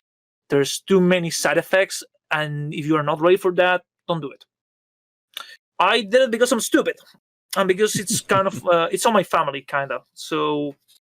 Well, I mean, the South Americans have a lot of like connections to these spiritual concepts. I mean, every place does, but like there are particular ones, you know, that seem to be popping up in pop culture a lot more these days. You know, as we kind of briefly touched on, the kind of concepts of mage being, you know, expansion of mind, spiritual worlds, you know, getting into deep philosophies and stuff. There's a lot of psychedelic components that play into mage themes, and of course South America is home to a native one, you know, ayahuasca, that kind of thing. When I started to take classes, at one point we were learning about certain things, and my teacher gave me ayahuasca. And every one of the other guys, it wasn't too much. It was just enough for you to have a short trip and come down to reality. And we were supervised. We have one of my teachers is a therapist, the other one works as a neurologist, and the other one is a surgeon. So when I had my trip, I freaked out. I saw things that terrified me. I saw I became conscious of myself. Mm-hmm. So it's not something you're really prepared to. And my country is spook central, dude. We have houses where people were tortured and killed, and those houses now people live there. So when you say, "Oh, there's a ghost," okay, fair enough. What do you want to drink? We get used to that. It's pretty kind of normal. Yeah, it's fascinating because there's such a difference in cultures. You know, like in some places, you know, obviously, like I think the United States, we have kind of a strange mix where there's a lot of I mean, there are a lot of people I think that are into beliefs of, you know, spirits and ghosts, and you know, I think even in the modern era, I think the UFO phenomena kind of falls in the same area where people it's like Bigfoot. Kind of thing. I think what we have in America is people want to believe. Yeah. I think most of them don't, but they want to believe so badly that they'll let a show like Finding Sasquatch capture their imagination for an hour every week for 5 seasons, you know, like because they want it to be real and just a glimpse of it, or the Ghost Hunters on A&E or something. They will watch that every week to see one moving little shadow on one of those cameras just so for a moment they can believe it's real.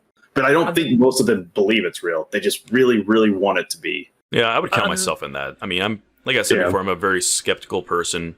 So am I. And very skeptical.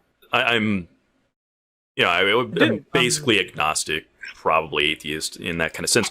But like when I look at these sorts of things, these concepts that come up and this stuff, I wish it's true. Like I want it to be because then the world is a lot more interesting. There's like that magic and that life there.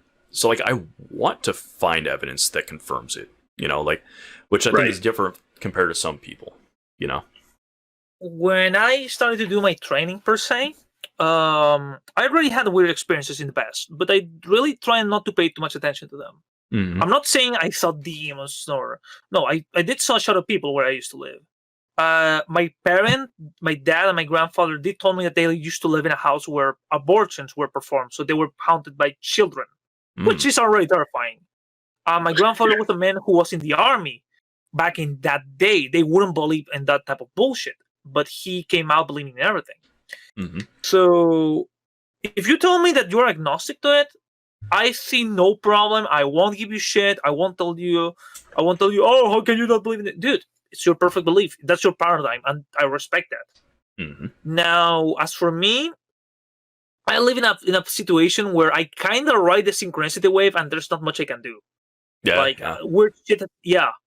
And when so many weird shit start piling up, at one point you got to say, okay, there's something weird going on, and that's when you start giving your first steps. So usually when you ride the synchronicity wave, when things start to become too much of a coincidence, you can either say it's a coincidence, I'm not going to pay attention, or go, there's something here. let's see what else there is. Yeah, I think the On more that- I've delved into computer science and artificial intelligence stuff and understanding states and, information exchange and that kind of stuff, it's interesting because we're using the brain as a lens to explore concepts. And so we're imprinting some amount of distortion onto the information because of the tool we're using.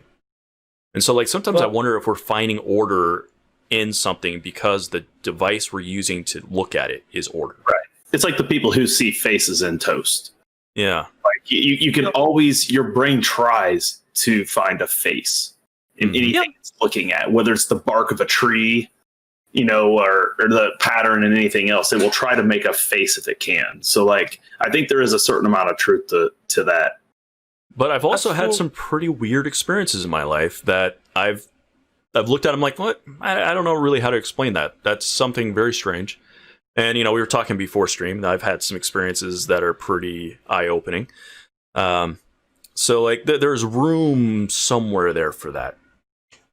It's fascinating. It's really interesting. Yeah. Honestly, funny enough, going back to the topic at hand, when I came to Mage Ascension, I was still learning about everything. And then I met up the woman who taught me all about healing. And the more I learned from her, the more I saw the connections. Now, I would say that Mage Ascension is a more romanticized version of how certain things work. That being said, if you question reality and you want to take the path, all the power to you. If you decide to say, no, I'm good, all the power to you, and I kind of envy you. But we live in a constant world where even if we know every single answers to certain mechanics, more mechanics gives us more questions. And we will constantly live in a world that we're trying to decipher, either through science, through religion, through spirituality. And sometimes those variables have, for as strange as they are, they kind of fit. And that's when we have to go, okay, so I guess this is the way it is, and this is how it works. I'm not going to question it. I'm going to roll with it. So I think that's that to how things work. Yeah. Now, so for what you were telling me, you're saying that if you play, you're going to be a son of a virtual adept because you believe in computers and information, right? I think if I was an actual mage, if I was a person who was a mage, that would be what I would want to do. As somebody who wants to play something, though, I would probably tend to lean towards Dream Speaker. Wait, okay, this is going to be funny. Yeah. Traditional Dream Speaker or the new school of Dream Speakers? I'm not sure that I know the difference. Okay. So basically, every tradition has a little conflict or a skeleton in the closet. The Dream Speakers, so just like the Verbena, have this idea where if you're a Dream Speaker, you should be naked, dancing around the fire, drinking ayahuasca and see the spirits. Well, the new ones believe, no, you need to take LSD while listening to hard bass to connect with the ghost of technology. Right. No, that'd be old school. I think that primal connection to Earth, kind of getting to nature, that kind of vibe, I think would be more fascinating to me. What about you, Dustin? I'm a scientist at heart. I'd be in the technocracy. Which faction? Well, that's a good question, but so they were the New World Order, which are the Mind Police, the Thought Police, Interaction X, which are the ones who make all mechanics and machinery, Progenitors, who are the Resident Evil division, basically. Then you have the Syndicate, who control the money and also control the perceptions of pop cultural reality. The Void Engineers, which are basically the Space Marines. NASA. Or the Star Trek Federation. Yeah. Yeah, probably the Void Marines and some. That's probably where I'd fall. As a scientist, a biological scientist and stuff, I've probably fall into that last category. Oh, dude, you're gonna love this. In the canon, on Earth, the technocracy is at war with mages.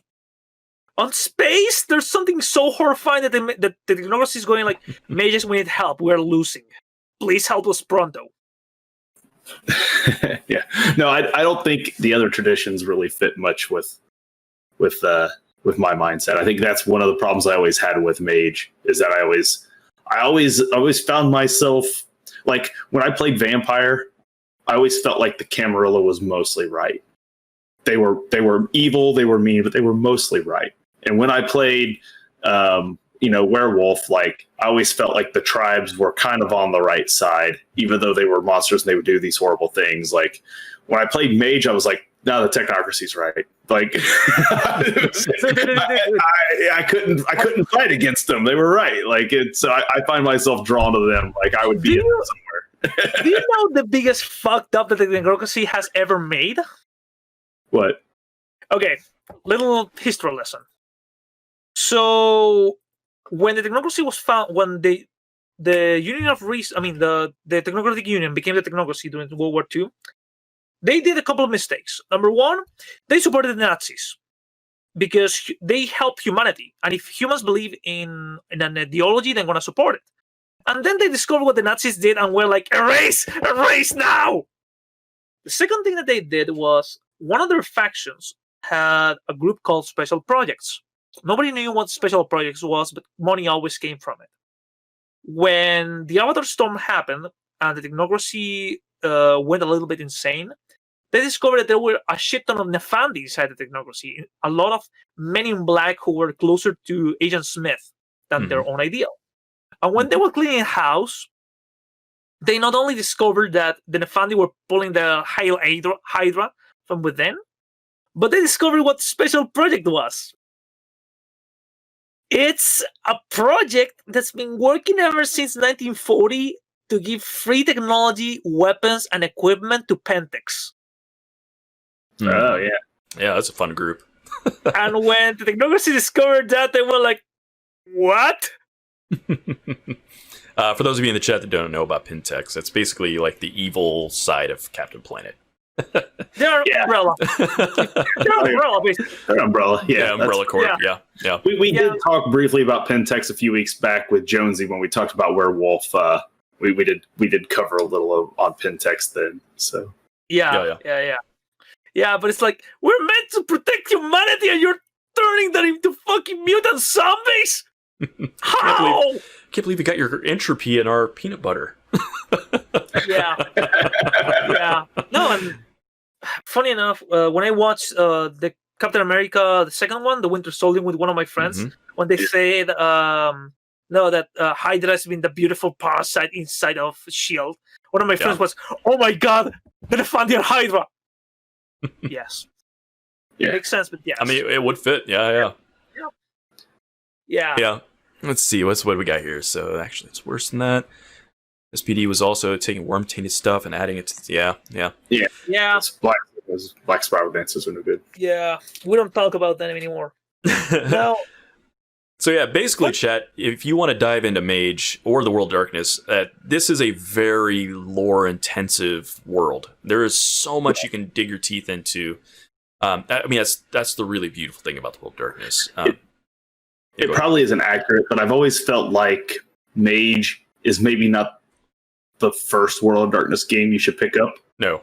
Pick up one of the others first, learn about the World of Darkness, and then pick up Mage and be like, now we're going to break the game a bit. Like we're gonna push the envelope a little. Look, if I might recommend as a storyteller of a lot of shit, if you want to start with a game where you don't know nothing about the lore and you just trying to figure out what the fuck's going on, fuck Hunter'd be good. Hunter.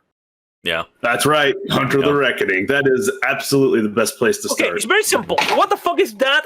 Why am I tossing fire from my hands? How do I kill it? Shut the fuck up and fight it. But no buts, fight it. But what if I want to talk to him? Good answer. What if I want to sacrifice myself for my friends to fight it? Perfect answer. Mm-hmm.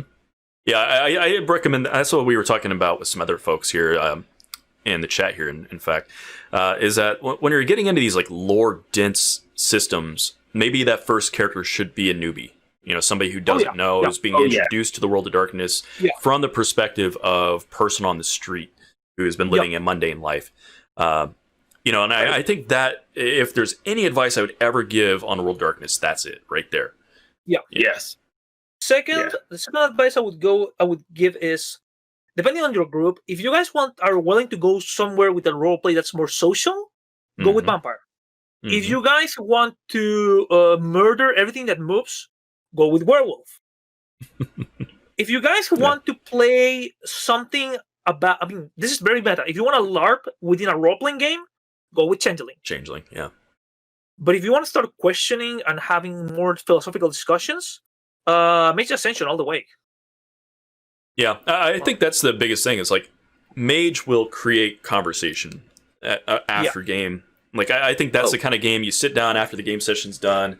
You're sitting around a table, you're having a drink or whatever your particular flavor of enjoyment is, and you end up talking into the night until like the sun comes up. Like that's what I really liked about it. Now, what I would recommend you about Mage is, number one, Mage 20 is a very good setting, but the problem is that they don't evolve much of the plot. So Mage 20 is a very good sandbox game. I would recommend you to check out the revised plot line and use that one. Number two, if you still want to explore Mage the Ascension, but the concepts of how magic works are too hard for you, I can't believe I'm saying this, check Mage the Awakening. Okay. I feel like Mage the Awakening, it's a little bit more grounded and less real. Yeah. Well, I mean, that's what they did when they did the rebrands. Yeah. When they, for those who are curious what we're talking about, the World of Darkness had ran for like 13 years. Countless number of books for all the different branches of the World of Darkness games had been put out. And they finally hit a content creep level. They were just like, we're going to start from scratch with a whole new World of Darkness. Yeah. And that's what he's referring to with The Awakening, is that that was the rebrand of Mage Ascension for this new World of Darkness that had a decent run of its own, but nothing compared to what the original World of Darkness had.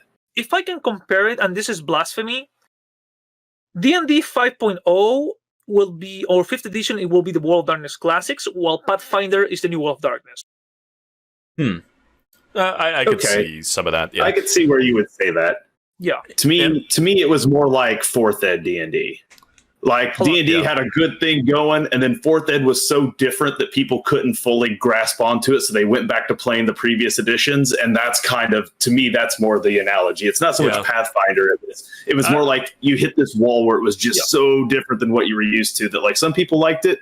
A lot of people just denied it completely, and then eventually now you got the 20th edition books coming out, and it's all the old stuff again, and that's kind of what 5e is to me. I can get behind that too, because one of the, obviously we've talked about 4th edition in the past, but like one of the things that people didn't like about it was that it was very clear rule systems, but then no fluff. And I think that's what the second set of books was, with the Awakening, with the Requiem, all that kind of stuff. Is that you had a very good system that was structured well, organized, was rebalanced, but then they decided to say it's a sandbox, figure it out. And that's, I think, what I miss about the old World of Darkness. I don't miss the systems because they weren't particularly good, but I love the lore. I love the meta story. Everything like in that was just phenomenal. So like I miss all of that. And then we have a question here I want to get to before we move past it and I forget. Quill Didi was asking us a question we kind of answered earlier, but so each World of Darkness system, you're asking, is it fairly isolated or do they interweave? So like what it is you have a central World of Darkness system, which is like just basically people, the baseline stuff. And so it gives you the whole rule structure. And then each of these games, werewolf, mage, changeling, vampire, have their own books that bolt onto it. And it brings all this new stuff. So like whatever the powers and, storylines and political structures and all that kind of stuff from that faction, or that almost splat type, I guess we'll call it.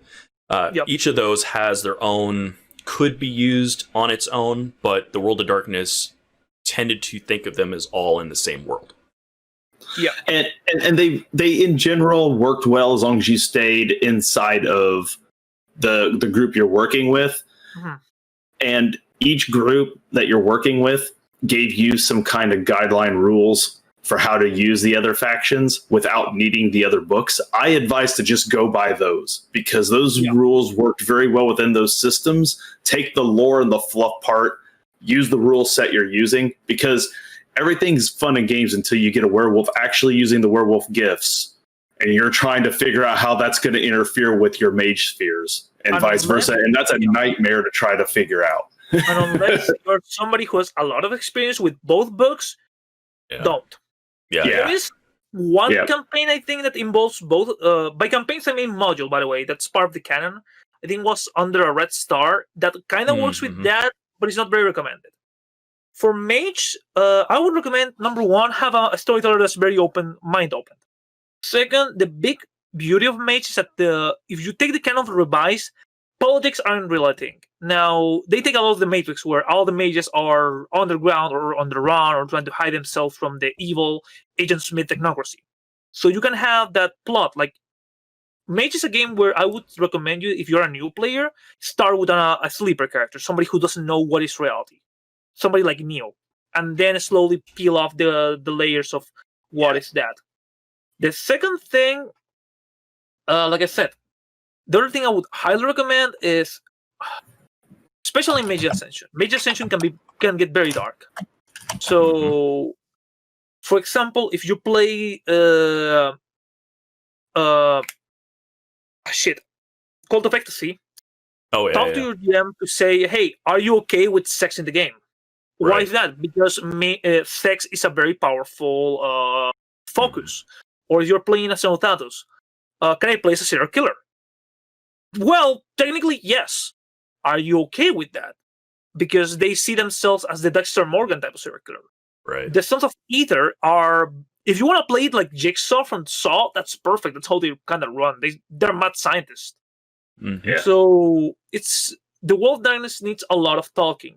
Yes. It can also, depending on the game, it can also tackle subjects of gender. Like, one of the major conflicts in the Verbena is there's this ideal that if you're a female Verbena, you are more connected to the mother nature, because nature is a mother, because a woman can produce life. Where in some, I would say, inner factions, males only have the role of breeder. But some other faction, like the Nordic, they take the role of an incarnation of Odin or Loki. Of Loki. So depending on how you play it, you might have to sit down with your GM and say, I want to board this subject like this. They even released a book called the Book of something of Destiny. Agatsuki, help me out. Which is a book that tackles how to run prostitution, BDSM, drugs, human trafficking in the World of Darkness, which is not a simple subject at all. No.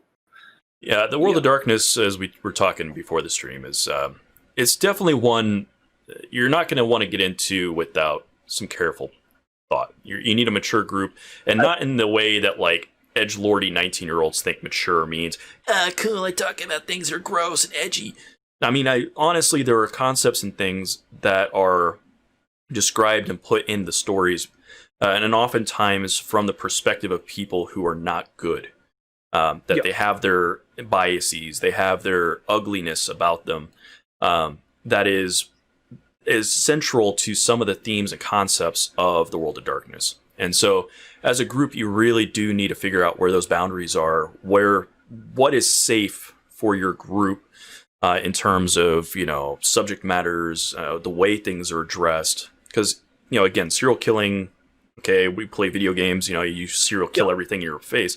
But it's different if it's in a personal kind of feeling setting, like where it's it's not just an abstract, This is a little more, to me, World of Darkness, just in general, I don't care which one of the games you're playing, takes a little more than a session 0 that you would use for 5e.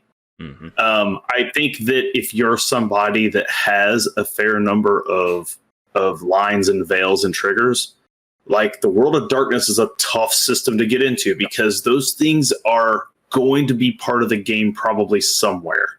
And so you have to be, and you can work around them in your table and say, these are things we're definitely not going to deal with. These are things we definitely don't want to do. And that should be upheld. I'm not suggesting they shouldn't be, but the World of Darkness, like those things are supposed to kind of be more in the front than they would be in like a 5e game where you wouldn't expect those things to come up. So you have to know what you're getting into with the World of Darkness a little bit. Dude, and even, for example, if we're talking plot-wise, if you say, oh, but my tradition looks like saints. No. In Not the so World of much. Darkness, I have this phrase which everybody's right and everybody's wrong. Do you really want your god, the guy who rules humanity, to be the man who's willing to shoot somebody in the face because a voice tells him to do it because karma is a thing? Do you really want to be the guy who believes that all matter shouldn't exist and just meditate forever? Is that okay? Do you really want to be the guy who's willing to sacrifice everyone because I feel like it? And that's some of the plot points of the game. One of my favorite discussions that I ever had, and we also had to be very careful. We had a player who wanted to play as pretty much a daughter of the 60s, cultures of ecstasy. So we talk about it, about the usage of drugs and all that. We talk about potential roleplaying involving overdosing, all that shit. She said, okay. Then, when her character started to get more into the cult of ecstasy, she learned about a cult within the cult of ecstasy. The cult of ecstasy believes pleasure over everything. Mm-hmm. Okay? But there's a cult that says pleasure over everything, no matter if the other person can consent. Mm. Oh, yeah. Yeah. Yeah, it becomes So, real problematic, yeah. Like, if you read the book of the cult of ecstasy, they have this code where they say, if you want somebody to beat you up, it's because you ask for it. We always do sexual things and messed up things as long as there's consent. But also one of the antagonistic factions within who believe that ascension can be only be reached without having any limits.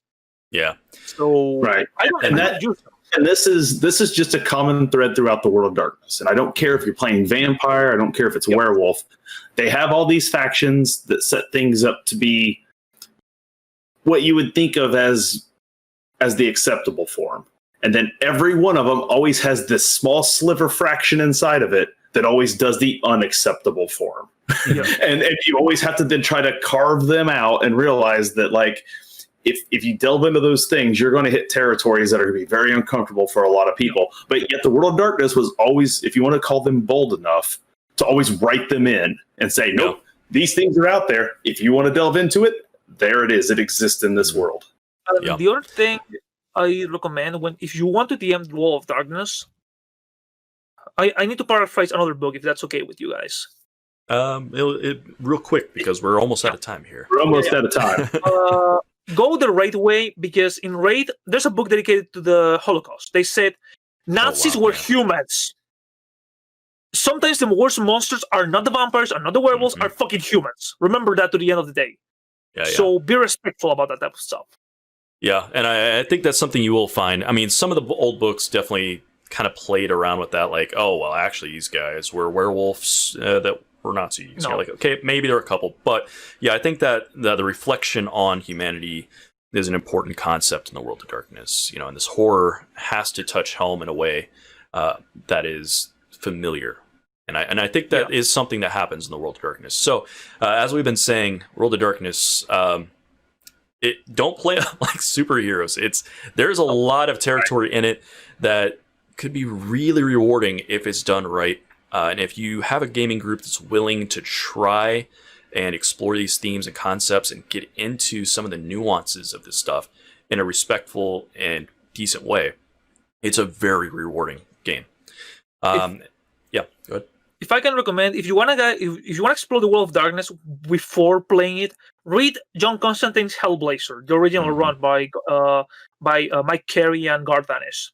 That will give you a general idea of how nasty the world can be and how that type of tropes you can play as. And the idea of being all powerful, of being this powerful magician and not being able to do much things because there's rules.